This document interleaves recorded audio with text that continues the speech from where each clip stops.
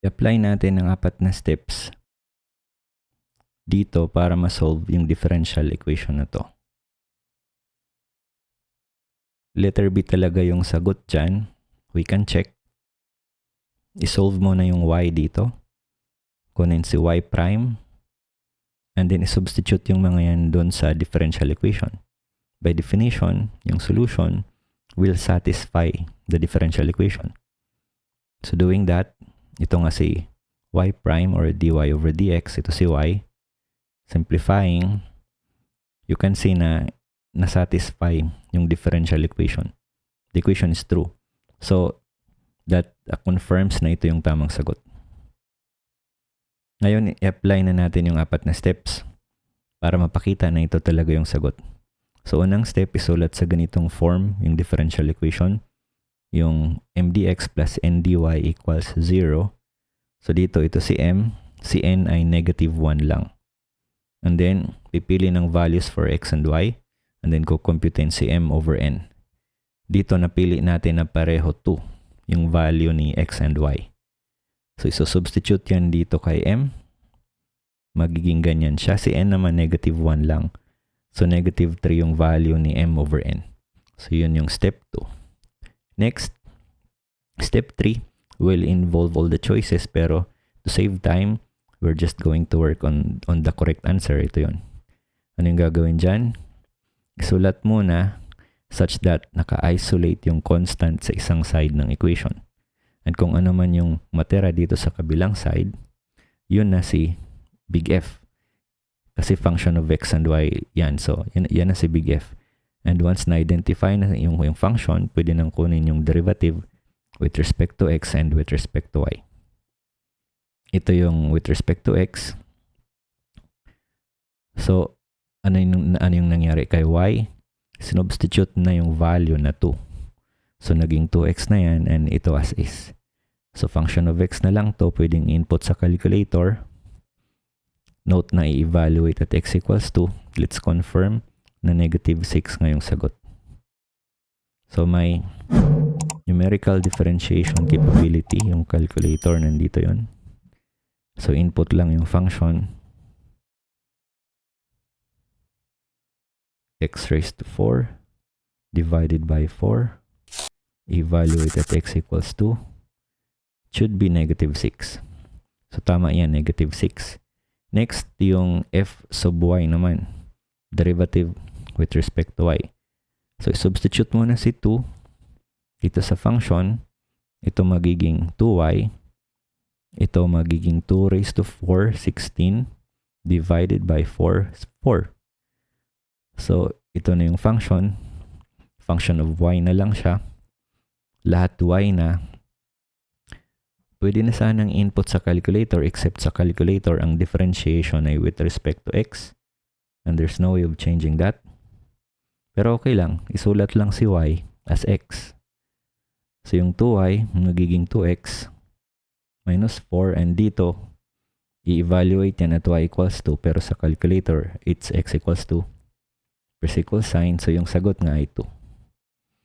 Okay, ngayon na alam na natin si fx at if fy, divide lang sila. And yung sagot ay negative 3, nag-match doon sa m over n. And that's because we worked on the correct answer. Pag ginawa ito sa ibang choices, expect na hindi yan magmamatch. Now, there's actually a more direct way of doing this. So, alam na natin yung mga to. We're working on this function. Ito yung correct answer. So, mas mapapadali kung una, iset muna natin yung values. Yung value, isa lang. Ni x and y na 2. Pareho silang 2. So, sa calculator, input lang yung 2. And then, nandito yung store function. So, to access that, press shift. Store, ilagay natin sa x. Ulitin lang yun, 2, shift. Button na to, y. To check, recall natin, RCL. Okay na si x, 2 yung value. Si y, ganun din. So, pag nagawa na yon, ito naman, sulat na to in one line lang. And makukuha agad yung sagot. Unlike kanina, ginawa natin yan step by step. Ito muna, and then ito. This time, pwede natin yan gawin in one step lang or isulat in one line sa calculator. So, notice na ito, yung buong function mismo, pwedeng i-input dito. Okay lang yan kasi i-interpret yung y ng calculator na constant kasi naset na natin yung value niya dito. So, ito magko-correspond dito ngayon. Yung xy na yan, isipin ng calculator na that's 2x. So, this thing is basically nagko-correspond dito. So, negative 6 din yan. What about this? So, notice na pinag-switch lang yung x and y. Well, xy is ganun rin naman yan. Pero to emphasize na pinag-switch sila, isulat natin si y muna and then x. And then yung x raised to 4 magiging y raised to 4. So, pinag-switch lang sila. Now, this is supposed to be the same dito. But is it? We can check. Alam natin yung value dito ni x ay 2. So, and then 2 times the variable na dinidifferentiate. It's the same dito. That's magiging 2 times x. And yung differentiation is with respect to x.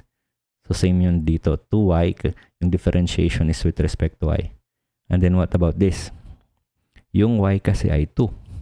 So, ito magiging 4, which is the same doon. And then, evaluate ito sa value ng variable na 2. Dito nga lang yung variable ay y, pero dito ay x. So, yeah, actually, this is the same dito. Because of that, the same pa rin yung makukompute na sagot. Negative 3. Pero dito nga lang parang mas efficient dito kasi direkta nang masusulat sa calculator and parang one step na lang yan. So let's actually input that sa calculator.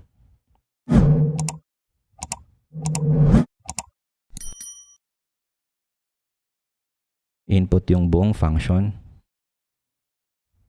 xy minus x raised to 4 divided by 4. And then evaluate at 2. So mag-work lang ito kung magkapareho yung value for x and y na gagamitin. So dito naman yx, but it's the same naman sa xy. Minus, and then yeah, basically pinag-switch lang yung x and y. Evaluate ito, yun din, 2 din. And then principal sign. And it's negative 3. So yeah, negative 3 and ito nga yung nag-match sa m over n kasi nga we work on the correct answer.